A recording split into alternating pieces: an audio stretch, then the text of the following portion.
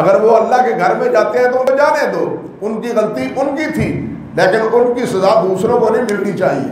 تو اس طرح پہلی آیات جو ہے نا وہ اللہ سبحانہ و تعالیٰ نے فتح مکہ، فتح صلح حدیبیہ کے بعد صحابہ کرام رضوان اللہ علیہ مجمعین کو یہ مسئلہ جو ہے نا وہ کہہ کے پابند فرما دیا۔ پھر اس کے بعد اسی صورت کی ابتدا ہی میں اللہ ذوالجلال نے حلت و حرمت کے مسائل بیان کیے ہیں کہ یہ جانور حلال ہے، اس کا اس طرح مر جائے تو یہ نہیں کھا سکتے، اس طرح آپ ذبح کریں تو کھا سکتے ہیں۔ حلت و حرمت کے مسائل اللہ ذوالجلال نے ابتدا میں بیان کیے۔ اور یہاں پھر ایک مسئلہ بڑا عجیب ہے کہ اسی مسائل کے ساتھ اللہ ذوالجلال نے فرمایا ہے کہ آج کے دن یہ مشرکین تمہارے دین سے بالکل مایوس ہو گئے ہیں، تمہارے دین سے بالکل مایوس ہو گئے آج کے دن۔ یہ باتیں کہنے کے بعد کہ تمہارے اوپر یہ کھانا ہے، یہ کھانا ہے، کیا کھا سکتے ہو کیا نہیں کھا سکتے۔ ہمارے زبان میں بھی کہتے ہیں کہ جناب جس کا کھانا پینا جدا ہو جائے اس کے ساتھ میل ملاقات کی کوئی امید نہیں رکھی جا سکتی۔ گویا کھانے پینے کے جو احکام نبی علیہ الصلوۃ والسلام کو اللہ ذوالجلال نے دیے، مشرکین نے سمجھ لیا کہ اب ہمارا ایک قسم کا حقہ پانی بند ہے، ہمارے ساتھ ان کی مصالحت نہیں ہو سکتی۔ اسی لیے اللہ ذوالجلال نے بھی یہاں فرما دیا ہے کہ تمہارے دین سے اور تمہارے عمل سے اب یہ مشرکین جو ہے نا بالکل کیا ہوئے ہیں، نا امید ہو چکے ہیں۔ پھر اللہ ذوالجلال والاکرام نے طہارت کے مسائل بیان کیے ہیں، غسل کے، تیمم کے اور وضو کے مسائل بیان کیے ہیں۔ اور پھر اسی میں یہ چونکہ اس وقت مدینہ طیبہ کی ریاست کم و بیش مدینہ طیبہ کے ارد گرد 150-200 میل کے دائرے میں صحابہ کرام اور نبی علیہ السلام کا اقتدار یا ان کا اختیار 150-200 میل کی مسافت کے تقریباً ان کا جو ہے نا حدود عربے کے طور پر یہ کس کے کنٹرول میں تھا؟ نبی علیہ السلام کے کنٹرول میں تھا۔ اور اس حساب میں سے وہاں جو مسائل پیدا ہوتے تھے ان کے مطابق ہے، چوری کی سزا دی گئی، قتل کی سزا کا دیا گیا،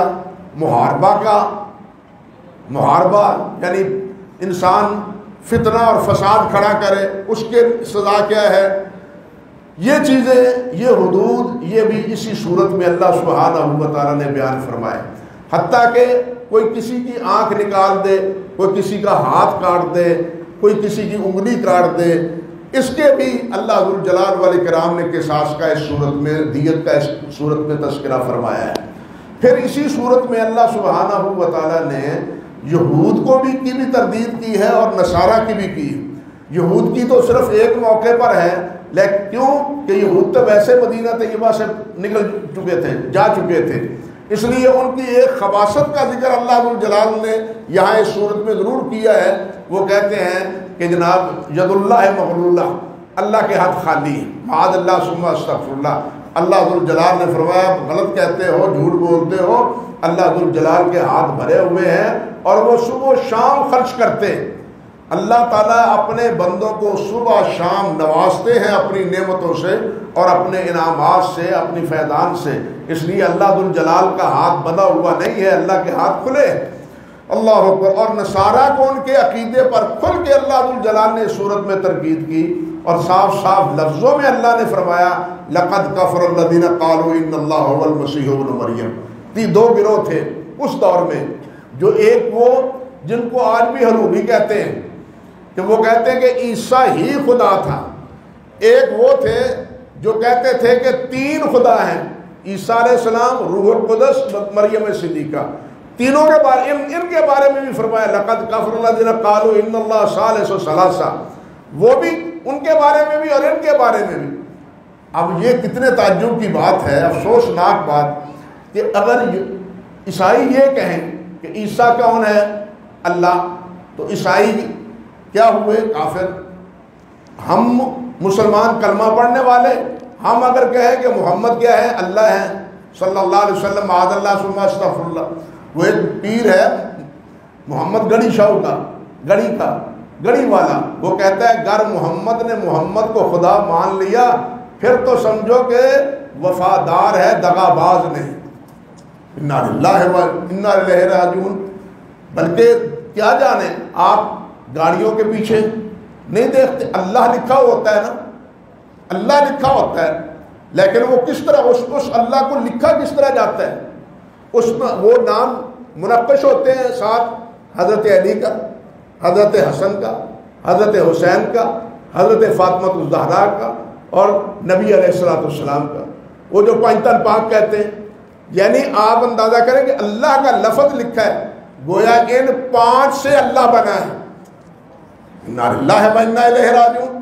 ایک بات وہ کہیں، یہودی کہیں، عیسائی کہیں تو وہ کافر ٹھہرے، اور ہم اگر وہی بات کہیں نبی علیہ السلام کے بارے یا کسی اور بزرگ کے بارے میں، وہ ایک کہتا ہے اللہ معاف فرمائے، وہ کہتا ہے کہ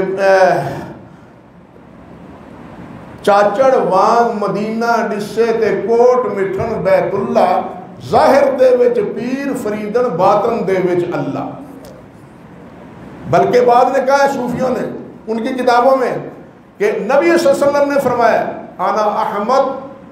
انا احمد بغیر میم، انا محمد بغیر میم، اعوذ باللہ من الشیطان الرجیم۔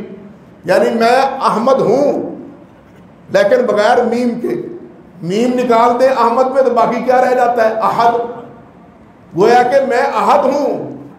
نبی علیہ السلام کے بارے میں یہ جھوٹی روایت گھڑی گئی، حدیث بنائی گئی یہ جھوٹی کہ نبی صلی اللہ علیہ وسلم نے فرمایا کہ میں احمد ہوں لیکن سمجھ لو بغیر میم کے ہوں، گویا کہ میں احد ہوں۔ آپ بتلائیں کہ اگر عیسائی یہ کہیں کہ ان اللہ ہوا ثالث ثلاثہ، وہ تو مجرم بن جائے، اور ہم ساتھ کے ساتھوں کے ساتھ رہے ہیں۔ ہمارے اسلام میں اور ہمارے مسلمانی میں کوئی دھبا اور کوئی اس میں رکھنا پیدا نہ ہو۔ کتنے افسوس کی بات، اللہ سبحانہ ہوا تعالیٰ نے اس صورت میں اس مسئلے کو اتنا کھول کے بیان کیا ہے کہ دوسرے مقام پر عیسائیت کے اس مسئلے کو اللہ ذوالجلال نے اس طرح اجاگر نہیں فرمایا، بلکہ عیسیٰ علیہ السلام کی زبان سے اللہ ذوالجلال نے اس بات کا اظہار فرمایا کہ عیسیٰ علیہ السلام نے کہا تھا انہ من یشرک باللہ فقد حرم اللہ علیہ الجنہ ومأواہ النار ومأواہم جہنم وما للظالمین من انصار۔ کہ عیسیٰ علیہ السلام جن کو تم کہتے ہو کہ وہ الہ ہے، جس کو تم کہتے ہو وہ اللہ ہے، وہ تو کہتے رہے، انہوں نے کیا فرمایا تھا؟ میں یشرک باللہ فقد حرم اللہ علیہ الجنہ، جو جس نے شرک کیا اللہ نے اس پر جنت کو حرام ٹھہرا دیا، اور ساتھ کیا فرمایا؟ جنت تو حرام، اب جائے گا کہاں؟ فرمایا مأواہ النار، اس کا ٹھکانہ جہنم۔ اچھا جی جہنم چلا گیا تو کیا جہنم سے یہ نکلے گا؟ فرمایا وما للظالمین من انصار، ان ظالموں کا کوئی مددگار بھی نہیں، کوئی ان کا سفارشی نہیں ہوگا۔ عیسیٰ علیہ السلام یہ کہتے رہے لیکن انہوں نے عیسیٰ علیہ السلام کو اٹھا کے خدا بنا دیا، معاذ اللہ ثم استغفر اللہ۔ حتیٰ کہ عیسیٰ علیہ السلام اسی صورت میں اللہ ذوالجلال نے یہ بھی فرمایا کہ عیسیٰ علیہ السلام کیا ہے؟ عیسیٰ علیہ السلام ہے، ان کی والدہ ہے مریم صدیقہ، یہ دونوں کانا یاکلان الطعام، کانا یاکلان الطعام، یہ دونوں کھانا کھاتے تھے، یہ دونوں کھانا کھاتے تھے۔ کیا مطلب دونوں کھانا کھاتے تھے؟ ہر انسان کھانا کھاتا ہے، ہر متنفس جو ہے وہ کھانا کھاتا ہے، یعنی جو کھانا کھاتا ہے وہ کھانا کھانے کے بعد بول و براز سے بھی دو چار ہوتا ہے، وہ پیٹ کے کسی درد میں، کسی بیماری میں، کسی تکلیف میں بھی مبتلا ہو جاتا ہے۔ جو کھانا کھاتا ہے، جو پانی پیتا ہے وہ بھی، اور جو کھانا کھاتا ہے وہ بھی۔ اللہ تعالیٰ نے فرمایا کہ عیسیٰ اور مریم علیہ السلام کھانا کھاتے تھے، گویا کہ پہلے تو انہوں کھانے کی محتاج، پہلے وہ کھانے کے محتاج، اور اس کے بعد کھانا ہضم ہو بول و براز کے محتاج۔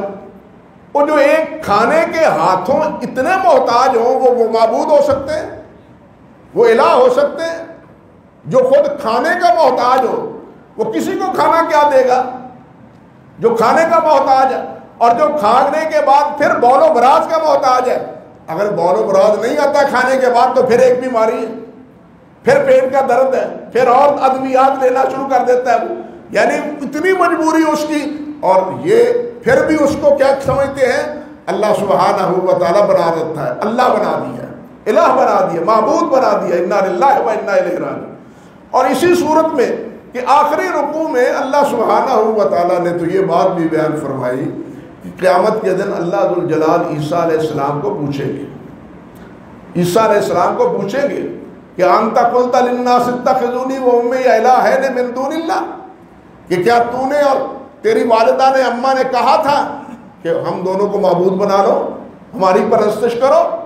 تو عیسیٰ علیہ السلام کہیں گے اللہ بالکل نہیں، ما قلت لهم الا ما امرتنی به ان اعبدوا اللہ ربی و ربکم، میں تو یہی کہتا رہا کہ تم اللہ کی عبادت کرو جو میرا بھی رب ہے اور تمہارا بھی رب، میں یہ کہتا رہا، بلکہ میں یہ کہہ نہیں سکتا جس چیز کی اے اللہ آپ نے مجھے اجازت نہیں دی بات کرنے کی، میں وہ تیرا نبی ہو کے وہ بات کر کیسے سکتا ہوں؟ ما قلت لهم الا ما امرتنی به، مجھے جس چیز کے آپ نے حکم دیا ہے میں نے وہی کہا ہے، یہ حکم تو مجھے دیا ہی نہیں، اس کی تو اجازت دی ہی نہیں، میں نے نہ یہ بات کہی ہے اور نہ ہی اللہ آپ نے مجھے اس کی اجازت دی، اور میں نے جو کہی ہے وہ کیا کہ ان اعبدوا اللہ ربی و ربکم، کہ تم اللہ کی عبادت کرو جو میرا بھی رب ہے اور تمہارا بھی رب۔ گویا کہ عیسیٰ علیہ السلام قیامت کے دن بھی اظہار برات کریں گے ان سے، بلکہ قرآن مجید میں آتا ہے کہ جو بھی فرشتے ہیں تو فرشتے بھی ان سے بھی پوچھا جائے گا انتم اضللتم ہؤلاء ام هم ضلوا السبیل، ان کو تم نے گمراہ کیا ہے یا یہ خود گمراہ ہوئے؟ تو فرشتے بھی کہیں گے، اور فرشتوں کے ساتھ دوسرے جن کو معبود بنایا گیا ہے وہ بھی کہیں گے یا اللہ ہم نے نہیں کہا، مولا کریم ہم نے نہیں کہا، ہم نے تو یہی کہا ہے کہ ایک اللہ کی عبادت کرو۔ عرض کرنے کا مقصد یہ تھا کہ اس صورت میں اللہ سبحانہ و تعالیٰ نے عیسائیوں کے اس غلط عقیدے کی خوب تردید کی ہے، اور پھر اسی صورت میں اللہ سبحانہ و تعالیٰ نے بیت اللہ کی طرف جانے کے لیے جو آداب ہو سکتے تھے یا ہونے چاہیے ان کا تذکرہ بھی کیا ہے، اور یہ بھی اس میں مسئلہ آیا ہے کہ احرام کی صورت میں تم شکار نہیں کر سکتے، احرام کی صورت میں تم بری شکار نہیں کر سکتے۔ یہاں ایک آیت ہے، افسوس تو یہ ہوتا ہے کہ میں قرآن مجید کا حافظ نہیں ہوں، المیہ یہی ہے کہ میں ایک جاہل آدمی آپ کے سامنے بیٹھ جاتا ہوں اور آپ سے باتیں کر لیتا ہوں، آپ بھی مطمئن ہو جاتے ہیں آیت قرآن مجید کی آتی مجھ کو نہیں۔ اب قرآن مجید کی اس آیت میں ایک مسئلہ ہے، سمجھیے۔ اللہ ذوالجلال نے فرمایا ہے، پہلے تو یہ فرمایا کہ تم نے شکار نہیں کرنا، پھر اللہ تعالیٰ نے فرمایا کہ میں نے ان کو اپنے بندوں کو آزمایا ہے، میں نے اپنے ان بندوں کو آزمایا ہے۔ کس چیز میں آزمایا ہے؟ کہ جب یہ عمرے کے لیے گئے یا حج کے لیے گئے تو شکار ان کے ہاتھوں میں، ان کے آگے پیچھے، ان کے پاس چلتا پھرتا تھا۔ ایک ہے شکار کے پیچھے بھاگنا، ایک ہے شکار سامنے آ جانا۔ اللہ کی طرف سے یہ آزمائش تھی، صحابہ کرام کی اللہ کی طرف سے یہ آزمائش تھی کہ کیا اللہ کو بغیر دیکھے، کیا اللہ پر ایمان پختہ ہے ان کا؟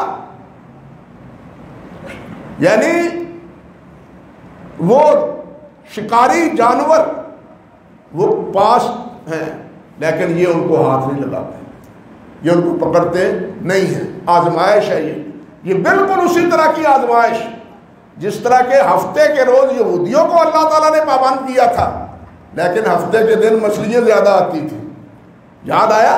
مچھلیاں زیادہ آتی تھی۔ یہ بھی یہودیوں کے لیے کیا تھی؟ آزمائش کا دن تھا۔ یعنی اتفاق ایسا دیکھیے، بالکل یہی آزمائش ایک دوسرے رنگ میں اللہ سبحانہ و تعالیٰ نے کس کی ہے؟ صحابہ کرام رضوان اللہ علیہ اجمعین کے لیے۔ یہودی ناکام ہوئے، صحابہ کرام کامیاب ہوئے۔